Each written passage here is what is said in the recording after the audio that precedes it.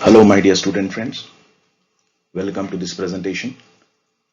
Let us continue our series of presentations on problem solutions on a given system of equations. In the earlier two presentations, we concentrated mainly on the first two properties, that is linearity and time invariance. In this presentation, we will continue with the same set of equations, and for those system equations, we will be identifying two more properties, that is memory property and causality. That is, given set of systems, we are finding whether the systems are memoryless and causal.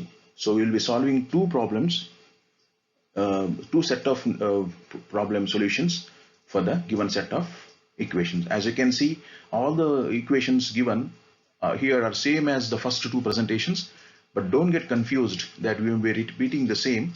It is not. We are now focusing on the two other properties, that is memoryless property and causal property. Let us see for each of those systems one by one in the following lecture.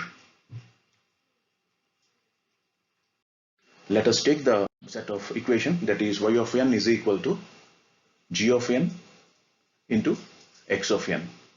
Now let us see whether this system is having memory or causal.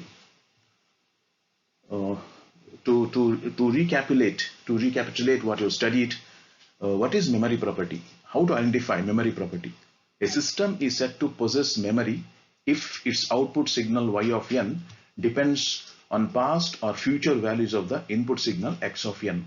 That is, the system will have memory if its output depends on the past or future values of input. In other words, if the system output depends only on the present input, not on the past, not on the future, then such system doesn't have memory. Let us see how to identify this property for the given set of equations. Now I have made this slideshow in such a way that this is more or less self-explanatory. Wherever required, I will explain the steps. As you can see, the line appear one by one, and they themselves will tell you clearly what steps to follow and how to identify whether the given system is memory or memoryless, whether the given system is causal or non-causal. Please follow these steps.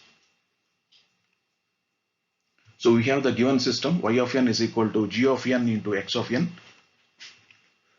Let us test for memory at different instants. We'll take some instance of time or sample indexes, because this given system is a discrete time system. Therefore, in the place of time, we have got the variable n, which is nothing but instance of time at which those samples are captured. So let us take some instance only, not all. Wherever we find there is a memory requirement, we'll stop there and we'll declare the system as memory system. Otherwise, it is memoryless. Let us take the instance, say at n is equal to 0, there is origin, n is equal to -1, one sample behind the origin, -2, two samples behind the origin, that 1, that is one sample after the origin, then two samples after the origin. Okay, at n is equal to 0, what I'm taking is I'm taking this system, then putting n is equal to 0. Wherever n is there in this equation, wherever n is there, I'll put n equal to 0. So y of 0 is equal to g of 0 into x of 0. Here actually I should concentrate only on y and x. See, if I want to find the value of y at instant n is equal to 0, what is required is the value of x at the same instant n is equal to 0. So according to this instance, so present output depends only on the present input. That is, output value at present instant depends on input value only at the present instant. Therefore, output depends on the present value of the input. So there is no hint of memory here. Let us check for n is equal to -1, or rather n is equal to 1. Put n is equal to 1 wherever n is there. Y at 1 depends on x at 1. Once again, the output depends only on the present input. Now output required is y at 1, that is a present output. This present output depends only on the present input, x of n. This g of n1 doesn't make any sense for us, because we are finding the relation between output and input. G of n is a system multiplication. Okay, now in this case also, there is no hint of memory. That is, output depends on present value of input only. That is, y of n is equal to g of n into x of n. Y of n depends on x of n. Now let us put n is equal to -1. If I put n is equal to -1, wherever n is there. Now also you can see the present value of y depends only on the present value of input x. There is no hint of memory. Therefore, this value also there is no memory requirement. Now for that matter, if you go on putting a value of n at different instance, all integers, you can see there is a correspondence between y of n and x of n. So at any instant of time, the present value of y depends only on the present value of x. Therefore, I need not test for further condition. These themselves are enough to prove that this system doesn't require memory. If you look at the system equation also, y of n is equal to g of n into x of n. So there is a direct correspondence between the n in the y and n in the x. Therefore, there is no hint of memory. Therefore, you can now conclude that this system doesn't have memory. That is, you can give the statement for any time instant n, since the value of output y of n depends on the input x of n only at that instant and not on the past instance, the given system is memoryless. Because y of n depends only on the x of n and there is a correspondence between the input and output, this system doesn't have memory. Then what about the causality property? What is causality? A system is said to be causal if the output signal y of n does not depend on the future value of the input. Okay, now if you can prove that for any instant of y, if output does not depend on the future input, then system is directly causal. If at all the system output requires future input, then system is non-causal or anticipatory. Now should I check again? No, I think, because already I have checked for memory. No, when I checked for memory, I found that at any instant of n, y value depends only on the value of x, that n itself, not on the past, not on the future. So there is no hint that at some instant of n, y may require the future value of x. There is no hint. I can directly tell. Therefore, I need no test condition. I can summarize from the test made for memory itself that this system is causal. That is, it is non-anticipatory since the system doesn't require the future value.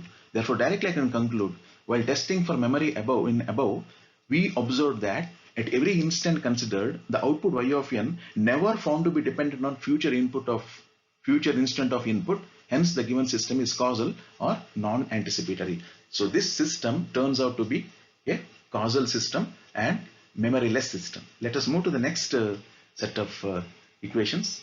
Next system. Okay, y of t is equal to e to the power of x of t. This is a continuous time system. Same procedure will follow.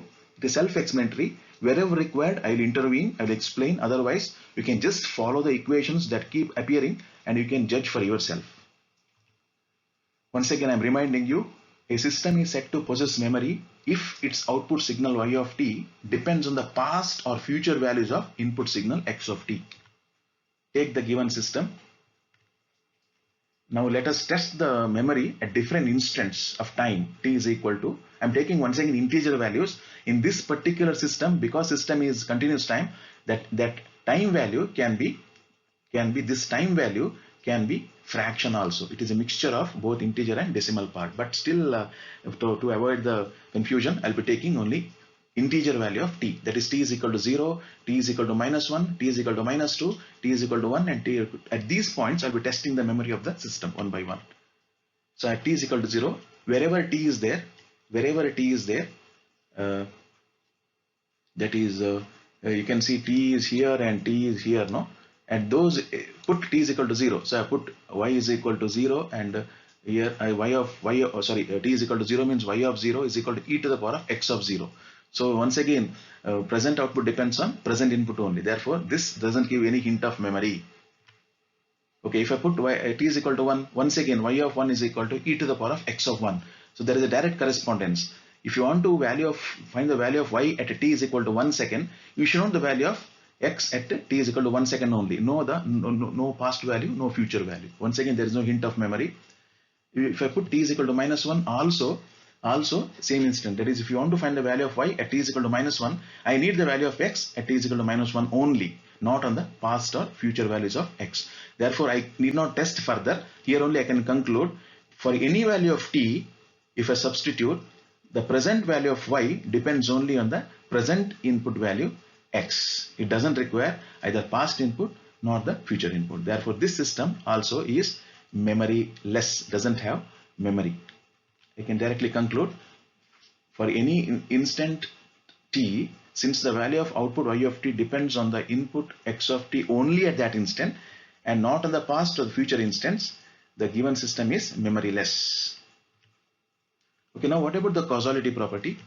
Once again, causality property, you can see the definition to understand how to apply the property to the given system.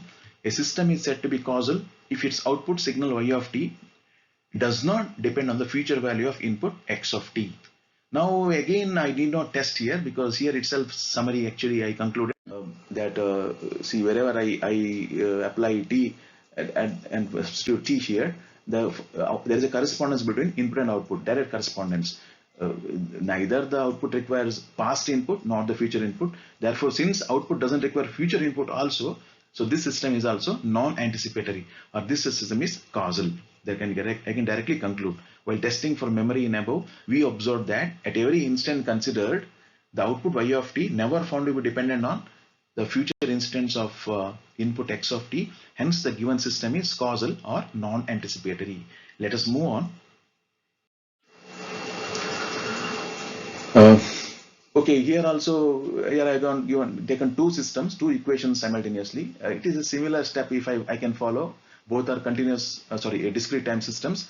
There is a direct correspondence, see, y of n and x of n, a direct correspondence. Here also y of n and n into x of n. So y of n and n into x of n. That means if I go on putting the value of n, any value, at every instant of that n, the present value of y depends only on the value of x at that instant only, not the past, not the future.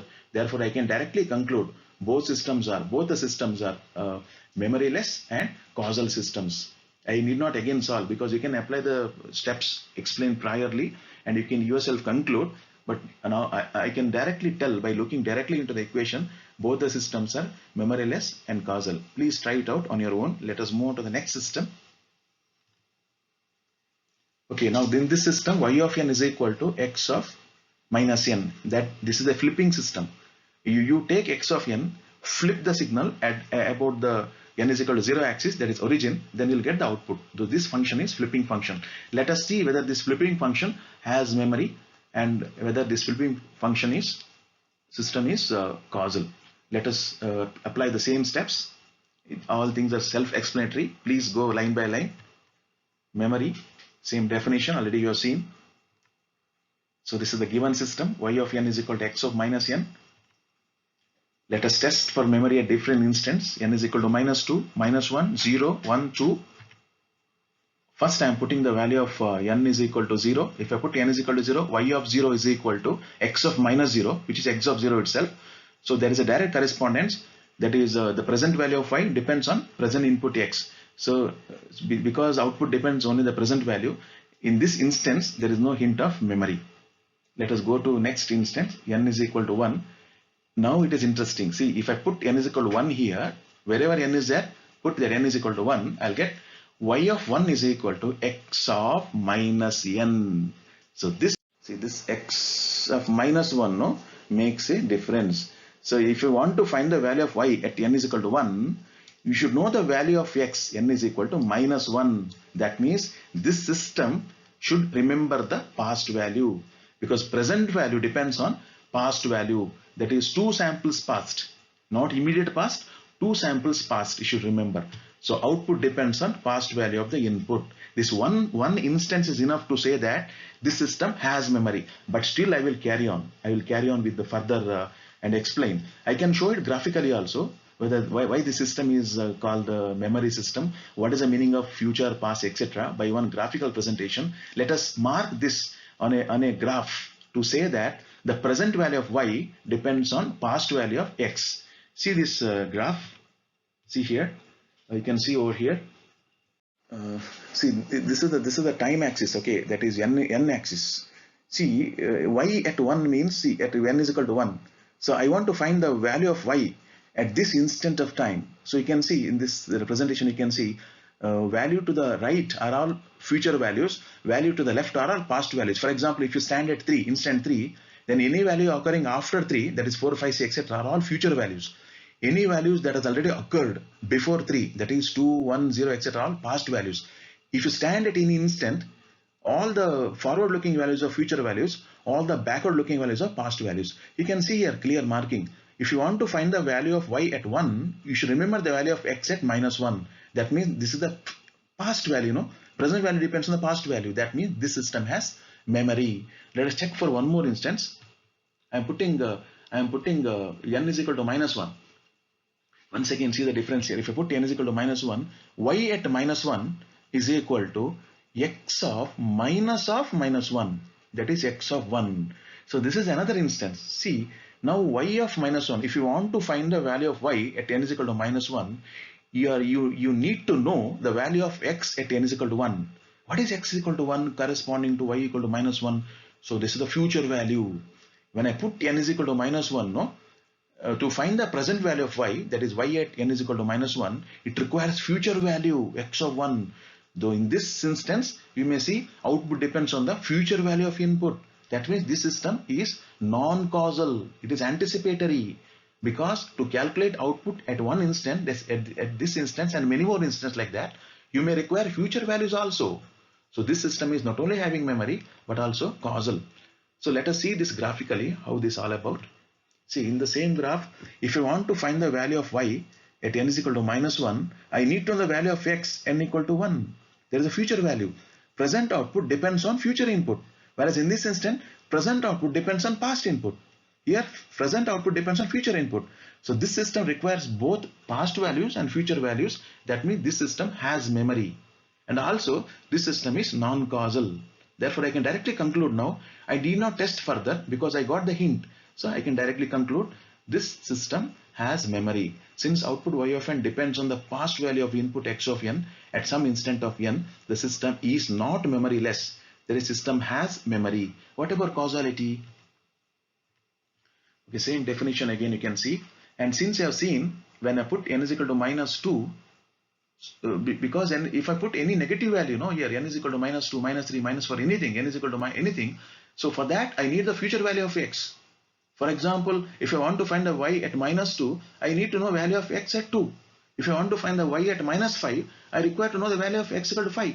There is more I want values towards the left, I need input towards the right, that means future values.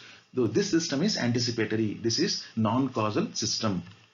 While testing from memory in above, we observed that at some instance of time, the output y of n depends on the future instant of input. Hence, the given system is non-causal or anticipatory. So this is a one live example of system having both memory as well as anticipatory property or non-causality, a special case. Okay, now let us take this system y of t is equal to x of t square, a kind of compression. This is a non-linear compression system. It is a continuous time system. Let us see whether this system has memory or whether this system is causal. Let us apply the same set of steps. Again, once again, I'll tell it is self-explanatory. Please go through step by step. I'm repeating the memory definition. We have the given system y of t is equal to x of t square. Let us test for memory at different instance. T is equal to -2, -1, 0, 1, 2. Once again, I'm telling this t can be fraction also, because t is a continuous variable, unlike n, which is a discrete variable. Only integers are allowed. Whether t can be 2.5 also, 1.5 also, 0.5 also. But for making system clear, I'm taking only integer values, but t can be fraction also. Once again, I'm reminding. Now let us put the values of t. T is equal to 0. If I put t is equal to 0, y at 0 is equal to x at 0 square. It's x at 0. So there is no hint of memory, because the present value of output requires only present value of input.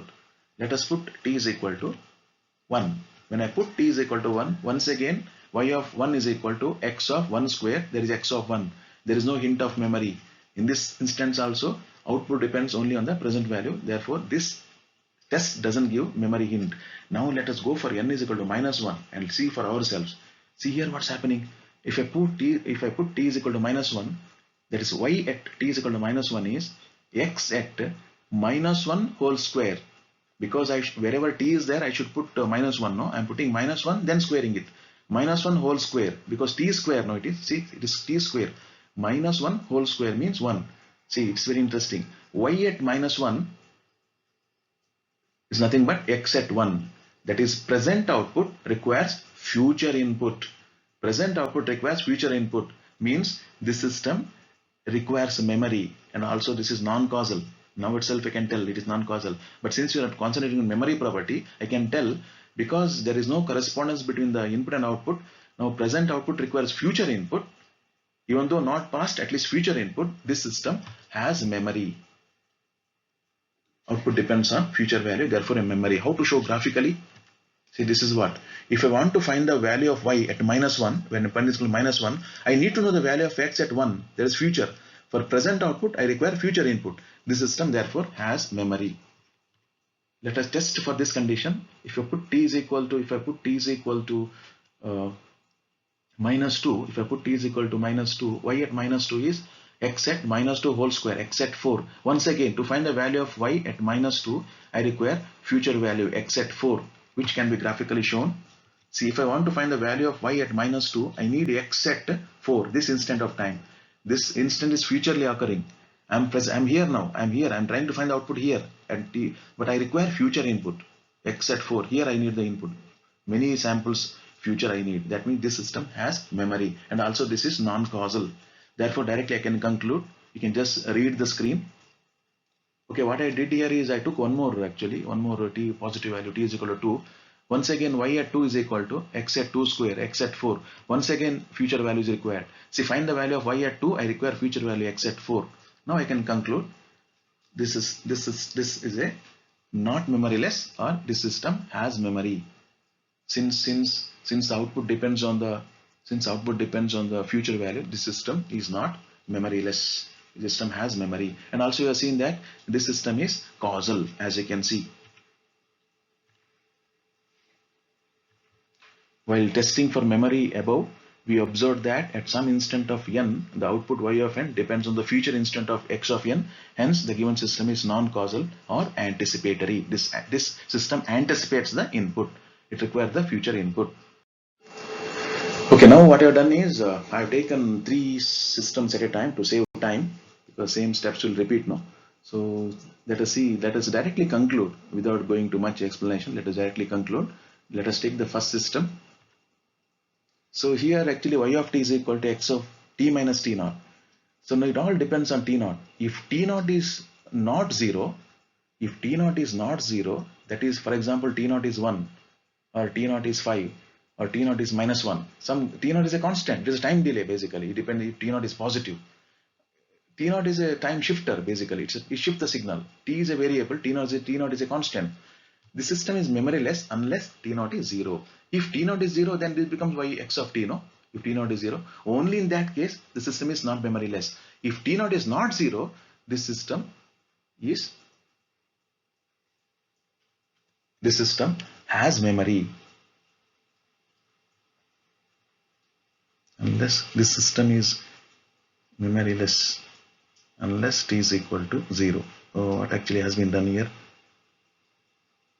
This system, I think there is a small mistake here. This should be memory. Okay, this is a mistake. I'm sorry, I didn't go into it while I was doing this slide. So unless the meaning of the system is having memory unless t is equal to 0. That means if t naught is equal to 0. If t naught is equal to 0, this system doesn't have memory. If t naught is not 0, then this system has memory. Please correct it. It is a mistake on my side. So this is a mistake. Okay, this is a mistake.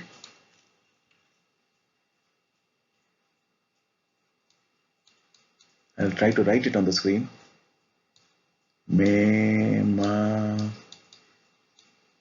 I'm very weak in writing using highlighter. Memory. This should have been okay. Memory. Okay. Write is memory. Can I use? So memory.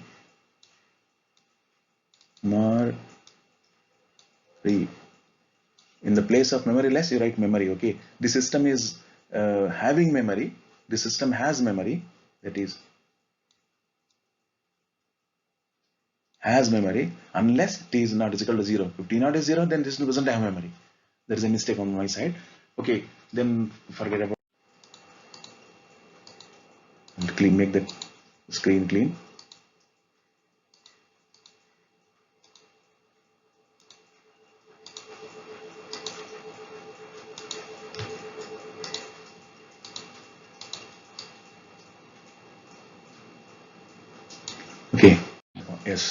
Okay, this system has memory unless t is equal to 0. If t naught is greater than 0, system is causal, otherwise it is not causal. What is the meaning of that? Suppose if t naught is minus 1 second, t naught is minus 1, it is less than 0. Then if you put t minus of minus 1 is t plus 1. If it is t plus 1, in that case, system becomes non-causal. Otherwise, if t naught is positive, if t naught is positive or 0, that is, for example, t naught is 1, t minus 1. T minus 1 means past value. Y at t is equal to x of t minus 1 means past value. So unless t naught is less than 0, the system is causal. If t naught is greater than 0, system is causal. If t naught is less than 0, the system is non-causal. If t naught is negative, system is anticipatory. That's what actually I want to tell. Only this mistake, otherwise this is correct. Now let us go to the next system. Okay, now differentiator. See, here actually y of t is equal to d by dt of x of t. You may think there is a correspondence between input and output. There is y of t is equal to x of t. You may think it is memoryless. Of course, if you see only input and output terms, that is y of t and x of t, the system may look like memoryless, but it is differentiator, no? Differentiator always has memory. Differentiator always has memory. Because actual meaning of differentiation is subtraction. You have to subtract the present instance minus past instance, that is infinitesimally small time gap, previous value, that is very previous value, very next previous instant. You have to subtract from present value of x of t, you have to subtract the very previous value, then you will get the output. Differentiation means subtraction of present value and the very nearly the same as the present value, that is very next previous value. That time gap may be infinitesimally small. So therefore, differentiation always has memory. It should remember the present value as well as very previous instant value to get the difference, then get the output. So differentiator always has memory. Therefore, this is a memory system.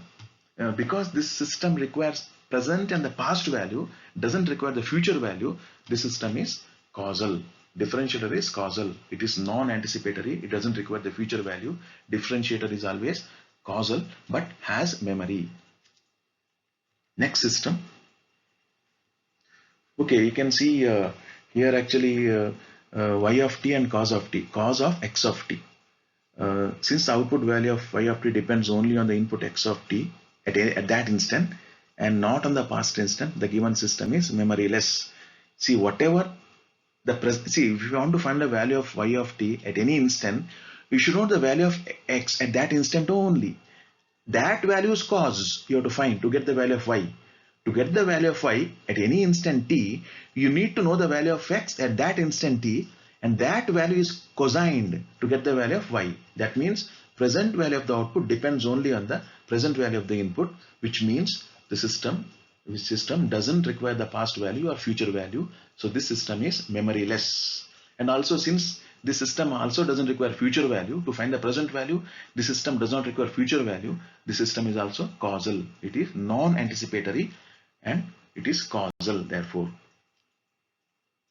let us move on to the system.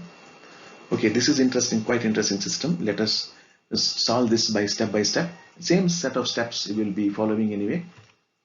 Okay, memory, just self-explanatory it is. Please go through it one by one. I need not explain again and again, otherwise it will be a repetition. Please go through it. I will show you line by line. Please have a look at it. Given system, y of n is equal to x of 2n. Same instance, I am taking -2, -1, 0, 1, 2. I will be checking for n is equal to 0. Y at 0 is equal to x of 2 into 0 or x of 0. So present output requires only present input for this instant of n. So there is no hint of memory. If I put n is equal to 1, however, y at 1 is equal to x at 2 into 1. Because 2 into n, no? 2 into 1, x at 2. That means to find the present value, I need the future value. That means I'm getting two answers here. Because of this, I'm getting two answers. One is, this system not only requires memory, but also it is non-causal. Because present output requires future input, it is non-causal, anticipatory. Also, because present output requires future input, also that means it is having memory. It requires memory also to store that future value, to capture that future value. How to show graphically? Yes, this is what. y at 1 depends on x at 2. So for this instant, to find the value of y, I need future value. The system has memory. If I put n is equal to minus 1, y at minus 1 is equal to x of 2 into minus 1, that is x of minus 2. Output depends on the past value. See, when I put a negative value of n, y at minus 1, 2 into minus 1 is minus 2. That means for n is equal to minus 1, n is equal to minus 2 is the already occurred value, past value. In this equation I saw output requires future value. In this equation I am getting output requires past value. Therefore already its memory is proved. That means this system is anyway already proved that it is both having memory and causal. If I want to show it graphically, see, to find the present value of y, that is y at minus 1, I need the past value, y at x at minus 2. Y at minus 1 depends on x at minus 2. Here y at 1 depends on x at 2. Here future value, here past value. Both are required at different instants of time, of course. Therefore this system is having memory and it is non-causal. You can directly conclude that without much discussion. This is the causal property and it says that system is non-causal or anticipatory. So this particular system I am leaving for you to do, okay? You try this, but I will give you the hint for this, because you can put t is equal to any value. You put t is equal to 0, then x at 0. You put t is equal to 1, x at half, x at 0.5. That means this system has memory. Put t is equal to 1. What happens if you put t is equal to 1? Then x equal to, because t can be any fraction, no? X at 1 by 2. 1 by 2 is 0.5. If you want to know the value of y at 1, you require to know the value of x at 0.5. That is past value, no? This system has memory. This system has memory. You put t is equal to 2. If you put t is equal to 2, x at 2 by 2, x at 1. To find the value of y at 2, you require the value of x at 1. That means once again it requires past value. This system has memory. This system is non-causal. Why? Because you suppose put t is equal to minus 1. What happens if you put t is equal to minus 1? Then here also put t is equal to minus 1. Y at minus 1 is equal to x at minus 1 by 2. Minus 1 by 2 is minus 0.5. Minus 0.5 is future value. You see the scale. You go to the previous graph where I shown. Find out where t is equal to 1, minus 1 is, and also find out where t is equal to minus 0.5 is. Minus 0.5 is ahead of minus 1. On the negative side of the scale, no, minus 0.5 is well ahead of minus 1. That means if you want to find a value of y at t is equal to minus 1, you need to know the future value, x at minus 0.5. That means this system also requires a future value. Therefore it is non-causal or anticipatory. That's all. I will give some examples for you to solve, to submit as assignment in the exercise PPT. Please go through that. I may give one or two equations to find all the properties for those system equations and submit by today itself, today before 8 o'clock itself. And if you again and again watch the video, no, you'll get the answer for that. For the time being, I am ending this presentation. I'll be coming in the next presentation by taking another property for this system. Thank you now for the time being.